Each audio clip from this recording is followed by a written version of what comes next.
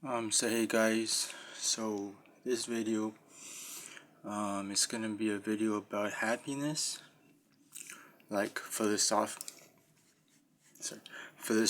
speaking, like how to achieve happiness. I feel like for me, um, I've been happy most of my life, which is good. When I was in high school, I wanted to become a doctor, um, and I was studying a lot.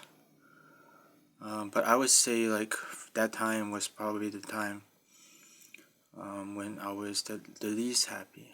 Um, and then what happened afterwards is that I developed a mental illness or whatever, at least for a short period of time until they gave me the right medication. And then later I was put on this journey, this kind of test by God. Um, I went through a lot of trials. For instance, I had like seizures. I had to go to the hospital. I went homeless for a bit. I went homeless for a bit and then homeless again. Um, I had no friends. But what I did have was I had a reason to keep fighting. A reason that was grounded in other people. Okay, my reason for fighting was I was fighting to become a high school teacher, high school math teacher. And my dream was that I would teach kids, the kids, especially the ones who are kind of not so well off, like the ones who kind of are not doing well and they have family problems, and so on and so forth. And I was planning to teach those kids because I come from a background where I was, having family troubles. My parents were both very angry at me for how I behaved. But still, at that point, I feel happy. And the reason I think very important that we should all understand is that happiness comes from, thinking of others. If you've ever watched like online with those killers and the school shooters, a lot of the time is because they're very lonely. They have no one to care about. For me, I had my little brother, youngest one to care about, and also I had my dream. So I think that's what got me through, and I was never really unhappy, even though I had a lot of troubles that I didn't tell my parents about because the medication was kind of messed up. Um, and so I just want to share my story, and it has nothing to do with like Christianity or Jesus or I turned to the Lord and He helped me. I think really it was God, but helping me. But it was basically a set of trials. And I think what I come to understand is, it doesn't matter. Okay, back then I had no fame, even now I don't know. But no money, just $5 per day, sometimes 10 minimum wage per day. Which is, it's okay, better than a lot of people who are in debt and don't have money for their kids. But I feel like, this thing called happiness has been something that people have been trying to solve for a long time. The Buddha said you have to suffer, suffer, suffer, let go of everything. Jesus said you have to trust in the word, put it above your own thought. It's some type of holy stuff. And Islam says you have to follow the Quran, you have to pray, you have to. But for me, from experience, how to be happy means number one, you need to have people you care about. You have to have a dream. And you have to put others above yourself. It's almost like, when our brain experiences happiness, there's a dopamine rush. And our soul, which is where real happiness is, doesn't connect with that. That's why you have so many drug addicts. They're not happy. The drug doesn't. I was addicted to like those, but yeah, that didn't make me happy. So it's uh it's pretty important to know how to be happy. And really, you think, oh my gosh, look at this guy on TV. He's a professional basketball player. Look at that guy. He's a professional badminton player. They're going to the Olympics. Don't imagine that they're actually happier than you, because their position puts them at risk of different things than what you have, right? Let's say you're a professional basketball player. You can't go to your family, and your family's under tremendous pressure from the public because they're in the public eye. So your kids aren't safe. They're not, they're constantly being watched. So are you. You don't have any privacy. Whereas if you're just a family, living in a regular house, your kids are private. You have your own family life. You don't have to like talk about them or pretend or whatever. And I feel like, it's very important in happiness that you're part of something. You're part of a story. Now, this doesn't have to be like, oh, I'm gonna be on the team to save the world with Marvel characters. No, but every person has a chance. At least most people do have a chance of being part of something. For instance, it's not so difficult for most people to have a family. You can have a family and you can have kids, right? And when you have kids and you have a wife or a husband, you have someone to put above yourself.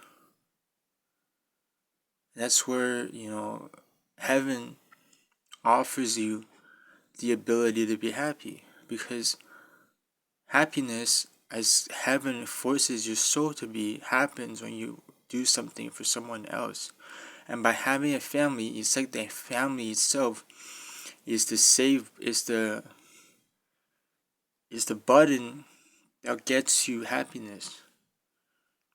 Where everybody loves Halloween, everybody loves Christmas. We have to kind of identify, locate, and analyze why those holidays makes us so happy. Right? I'm so happy on my son's birthday. I'm so happy on Mother's Day, on Father's Day. I'm so happy on Christmas. I'm so happy on Halloween. So why is that? Exactly because on those days you've tried so hard to make someone else happy. And that is the key to make yourself happy. It's not, oh, Jesus. Personally, I feel like it's not, oh, Jesus, trust the word, whatever. It's fundamentally in our soul to be happy by, you know, putting others above ourselves, acting on that. Some people are naturally happy. It's in them to help others. Some people are not. But I think it's important that we're all on the same terms of what is happiness from. And I know if you're working like a 9 to 5 job and you go to work, it's a bus driving job, come home, it feels bad, or you have an office job, 9 o'clock, 5, you have no dreams, or you're a construction worker, 9 to 5. That can be tough. And I'm not going to pretend and say that I know how to fix that.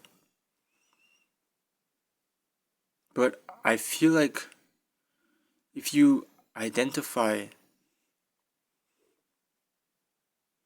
when you feel happy, then you can work on it. Because I've been in scenarios where like I'm really good at something, like chess or badminton, and I win a lot. It's kind of a satisfaction, but when I feel the happiest is when I dream about possibilities. It's about when I put others first. For instance, right now I'm coaching at my badminton club for free, and that makes me happy because I feel like I'm doing some type of volunteering work, and I just put others above myself. I'm making others happy, and yeah. And if I had a girlfriend, it would be fine too. That's what makes you happy. If you have a wife, how can you, right? You have someone that you can make them happy every day, and if that's your goal, you're gonna be happy. And you have kids, you can bring them snacks from work. Maybe if you're a construction worker, you can go to construction, and then you come back and you buy a Subway for them, or you buy a McDonald's or KFC